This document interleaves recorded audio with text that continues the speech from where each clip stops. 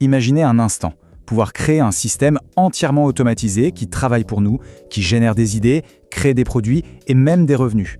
Tout ça sans jamais avoir à écrire une seule ligne de code. Ça a l'air un peu futuriste, non?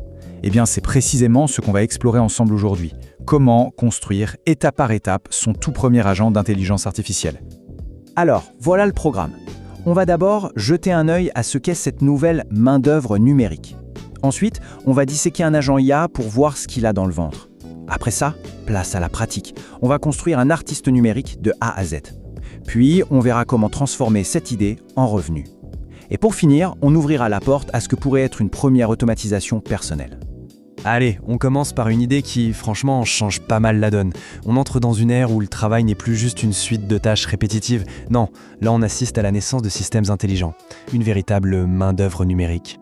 Cette citation de John Gregor, elle met le doigt sur quelque chose d'essentiel.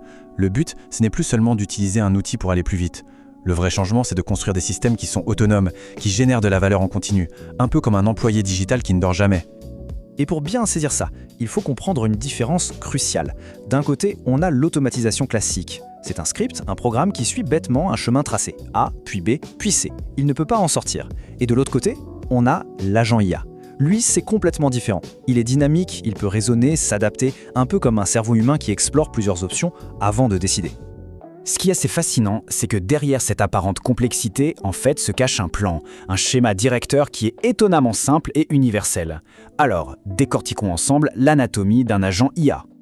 En fait, tout agent IA, quel qu'il soit, repose toujours sur 3 piliers. D'abord, il a un cerveau. C'est lui qui réfléchit. Ensuite, il a une mémoire. C'est crucial pour qu'il se souvienne du contexte et qu'il ne reparte pas de zéro à chaque interaction. Et enfin, il a des outils. Ce sont ses mains, ses yeux, pour agir sur le monde numérique, comme faire une recherche sur Internet ou utiliser une autre application. Le cerveau, c'est vraiment le cœur du réacteur. C'est ce qu'on appelle un grand modèle de langage, un LLM. On parle bien sûr de technologies comme GPT-4 d'OpenAI, Claude ou Gemini. C'est ce composant qui analyse la situation, qui planifie les étapes et qui décide de l'action à mener. Ok, mais comment on communique efficacement avec ce cerveau? Eh bien, il y a une méthode toute simple, la méthode RCT.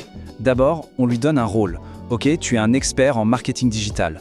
Ensuite, le contexte. On est en train de lancer une nouvelle boisson énergisante. Et enfin, la tâche, très précise, propose-moi 5 slogans publicitaires percutants. Simple, non?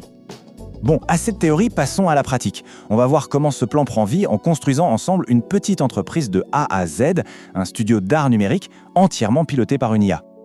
Et pour ça, on va suivre 4 étapes toutes simples. 1. Trouver une bonne idée, une niche. 2. Créer les œuvres d'art. 3. Préparer le produit pour la vente. Et 4. Le mettre en ligne sur une plateforme comme Etsy. Alors, première étape, trouver la niche. On va simplement demander à ChatGPT de nous brainstormer des idées, par exemple de l'art mural abstrait de style scandinave. Mais attention, l'idée seule ne suffit pas. L'étape la plus importante, c'est de la valider. On file sur Etsy et on vérifie si des produits similaires se vendent déjà. S'il y a des acheteurs, c'est qu'il y a un marché. C'est le signal vert. Une fois qu'on a notre niche validée, on retourne voir notre ami ChatGPT. Cette fois, on lui demande de nous créer des prompts, c'est-à-dire des descriptions très détaillées pour un générateur d'images. On prend ces prompts, on les copie-colle dans un outil comme Midjourney ou Leonardo.ai et magie. En quelques minutes, on se retrouve avec des dizaines d'œuvres d'art uniques prêtes à être vendues. Maintenant, il faut emballer ce produit numérique. Ça peut paraître technique, mais en fait, c'est un jeu d'enfant. On choisit nos plus belles images, on les met dans un fichier zip et on héberge ce fichier sur Google Drive. La seule chose qu'on a à faire ensuite, c'est de créer un petit PDF tout simple avec le lien de téléchargement. C'est ce PDF que le client recevra immédiatement après son achat. Et enfin, la dernière étape, la vente. On crée une fiche produit sur Etsy. Là, le secret, c'est d'utiliser l'IA pour générer un titre super optimisé avec les bons mots-clés. Et surtout, on utilise des mock-ups, des mises en situation pour montrer à quoi ressemblerait l'œuvre dans un salon ou une chambre. Ça aide énormément les gens à se projeter. Voilà, notre produit est créé, il est en ligne, c'est super. Mais la vraie question, c'est comment on transforme cette création en un revenu durable? Eh bien, tout, absolument tout, repose sur un changement de mentalité. Cette citation d'Edmund Young résume ça parfaitement. Les gens ne payent pas pour une technologie, ils payent pour une solution à leurs problèmes. Si on arrive à soulager une de leurs douleurs, à leur faire économiser du temps ou de l'argent, alors on a créé de la valeur. Et la valeur, ça se monétise. Regardez notre exemple. Le problème de l'utilisateur, c'est que trouver une déco murale sympa, unique et pas trop chère, ça peut être une vraie galère. ça prend du temps. Notre solution IA, qu'est-ce qu'elle fait? Elle attaque ce problème de front. Elle offre un accès immédiat à une collection quasi infinie d'art stylé et abordable. On résout le problème. Maintenant, il faut prendre un peu de hauteur. Parce que cette petite boutique d'art numérique, ce n'est en fait que la pointe de l'iceberg. Le schéma qu'on vient d'utiliser, c'est en réalité une clé universelle. Ce modèle cerveau, mémoire, outil, c'est un peu le couteau suisse de l'automatisation. On peut vraiment l'appliquer à une infinité de tâches, que ce soit dans sa vie pro ou perso, bien au-delà de la simple création artistique. Pensez-y une seconde. On pourrait construire un assistant de recherche personnel qui lit et synthétise des rapports pour nous. Ou à un agent de service client qui gère les questions basiques 24 heures sur 24. Ou même un planificateur de voyage qui compare les vols et la météo à notre place. Les possibilités sont littéralement infinies.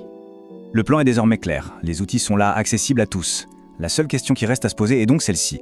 Quelle est cette tâche, petite ou grande, dans le quotidien ou au travail, qui est répétitive, un peu pénible, et qui pourrait être la première à être résolue par un agent IA ?